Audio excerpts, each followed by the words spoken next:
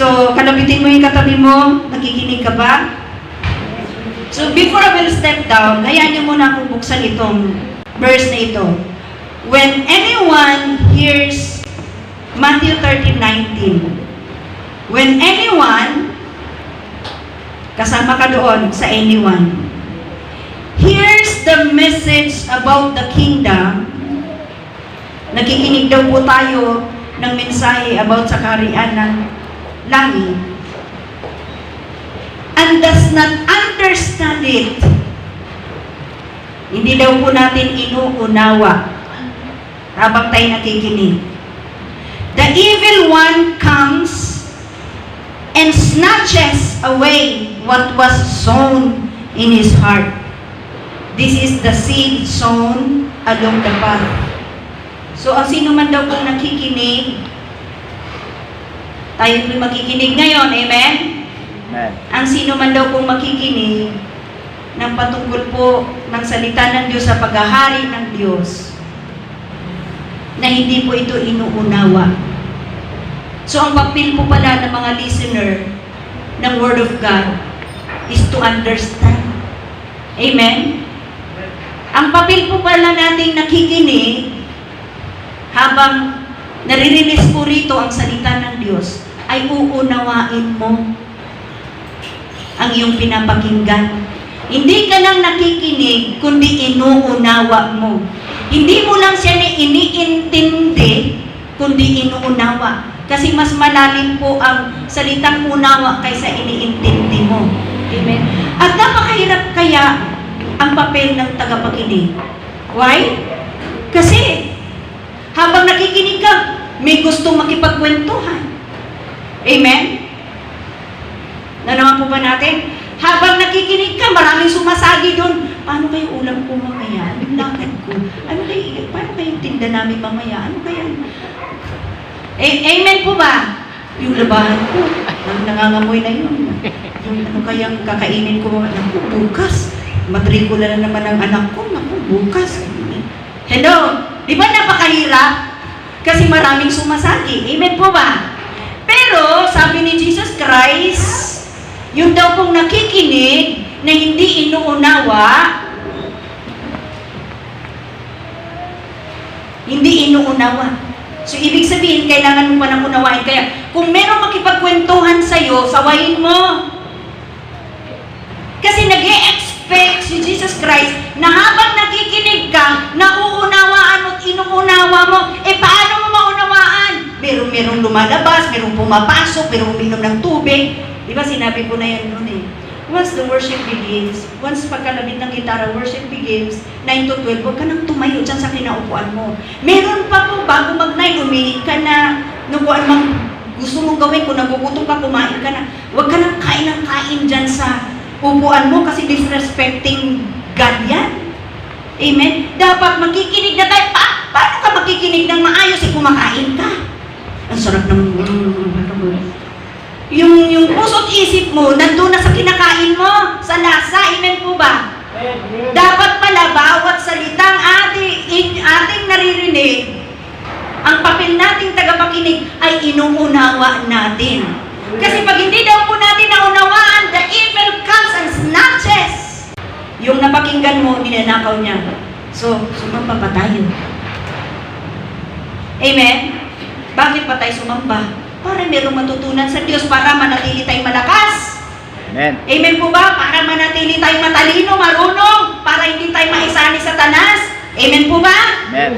Kaya nga tayo dinadala para lagi ni Lord dito sa church para empower ng Lord. Paano kami empower? Hindi ka naman nakakaunawa. Then maraming Amen? Hello? Maraming disturbance. The evil spirit of disturbance ay nandyan. Amen? Kalabitin mo yung katabi mo, ang papel mo ay umunawa. Hindi na nakikinig.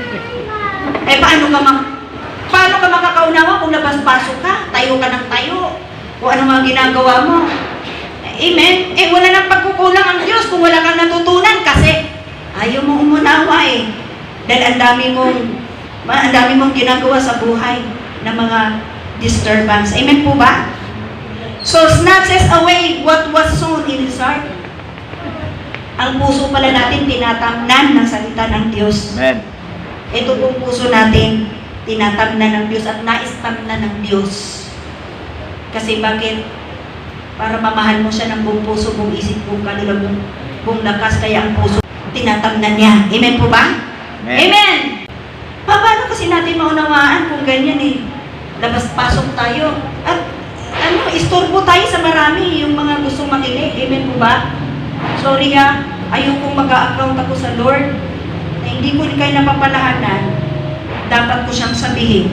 Amen. At ito po, kapag hindi mo raw inuunawa yung salitang pinapakinggan mo, nanakawin po yun ng demonyo ni Satanas. The evil one snatches away what was sown in his heart. Ngayon, kaninong puso na hindi po na-snatch away kung ano po yung mga natanim? Sa verse 23, nandun pa rin po tayo sa chapter 13. But the one who received the seed, yung binhi po ng salita ng Diyos, the seed, that fell in good soil, matabang lupa, is the man who hears, nakikinig, the word and understands. Yung nakikinig at nakakaunawa. Yun lang po yung he produces a crop yielding 160 or 30 times what was sown in his heart. Ibig sabihin, yung pong nakikinig at inuunawa niya, dumadalo yung pangunawa sa kanyang puso, mula ulo hanggang talampakan, yun lang po yung nakikinabang sa kanyang pinapakinggan. At ibig sabihin nun, yung puso mo ay cultivated na. You know what? Bakit tayo umaawit bago tayo mag-preaching? Kasi hayaan natin na i-cultivate ng Holy Spirit yung heart natin para maanda siyang mataliman. Pangalawa, alam niyo po ba there is power in worship? In the time of King David, di ba? Yung si Saul, sumakit ang ulo. Di ba tumugtog ng harp si David? Ganun ako ka-sensitive. Pag hindi ko kasundo ang nasisira rin espiritu ko, sinisikap kong babawi. Dahil ayaw kong masira habang nakatayo. Dapat talaga maayos palagi ang puso ng mga nakatayo dyan, gumagamit dyan. Amen po ba? At kailangan praktisado. Amen? Kailangan napaghandaan. Nakakaya naman kasi sumalang. Bara-bara lang tayo sa Diyos. Hindi ganyan ang Diyos. Bara-bara pa ang ating Diyos. Pinaghandaan po yan. Inaayos ang ating mga buhay para po matas natin ang puso ng Diyos. Ngayon, doon po sa mga nakikinig at inuunawa yung pinapakinggan. Yan lang po ang nakikinabang. Merong hundreds, bunga, merong 60, merong 30. Amen po ba? Amen. So gusto po natin mapakinabang, mayroon tayong pakinabang sa ating pagpunta rito sa lugar na ito, sa pagharap natin sa Diyos. Meron tayong pakinabang, hindi po walang kabuluhan ng lahat na parang dumating ka, mabigat yung pakiramdam mo, lumabas kang nakasimangot pa rin. Hindi ka nakinig. Amen po ba? Kasi walang nangyari sa espiritu mo eh. Alam niyo po ba, pag nag-worship ka, kaya kailangan talaga during the worship time, nandito na tayong lahat. Bakit? Habang praise and worship, alam niyo po ba, na yung lungkot, yung takot, yung pangamba, yung pong naramdaman natin, diba? Yung mga naramdaman natin pangit, lahat po yan, masamang espiritu, magsisialisan po yan. Amen? Amen. Habang umaawit tayo dyan, maraming espiritu ayaw makinig, umaalis sila. Amen po ba? Kaya ganun po kahalaga ang praise and worship. Amen. At ganun kahalaga na dapat po tayong lahat lang, nandito na. Nakakagrip mo na talaga sa espiritu ng Diyos. Ako nga nagigrip Bago mag-9, nandito na ako. Sinikap ko, sinibatan ko na yung apo ko. Amen? Yung apo ko, pag marami pang exhibition, kasi malilate nga ako napakahirap ng papel ko.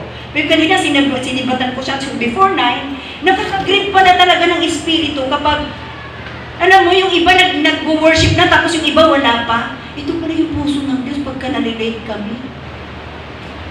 Hello, lalo pag malapit ka. Kadikit lang yung bahay mo. Sus, yung naramdaman ko kanina, Lord, ito pala yun. Pag nandito ka na, tapos wala pa kami, parang nakakainis, nakakairita sa Espiritu. Hello? Amen? 9 to 12. Huwag tayong masaktan na. Pero I feel the heart of God na kapag hindi po tayo on time sa pag-worship, hindi ko po kayo sinasaktan na, mga kapatid. Wala po ako balak na saktan kayo. Amen. Naramdaman ko lang yung puso ng Diyos. Amen. Kanina, na kapag hindi pa nakumpleto ang Diyos, na ang God's ordained kasi sa GMLF is 9 to 12. Amen po ba? Kung ako po'y nagsisikap, sinisikap ko talaga bago mag-worship, nandito na ako. Kailan minsan itong apo ko, di ba? Hindi na pag papasukin mo sa banyo kung ano-ano pang, kaya lagi akong may hangir. Amen? Kasi naapektuhan nga po yung aking pagsamba. Kaya I feel the heart of God. Dalangin ko, sikapin po nating lahat. Amen. Lalo na po tayo, no? Yung ating bahay, kadikit lang sa church, ang ating bahay, nasa distansya lang po na, no? Amen po ba? Sikapin po natin. Amen. Anyway, kung hindi tayo susunod, wala na po akong accountability. God bless you.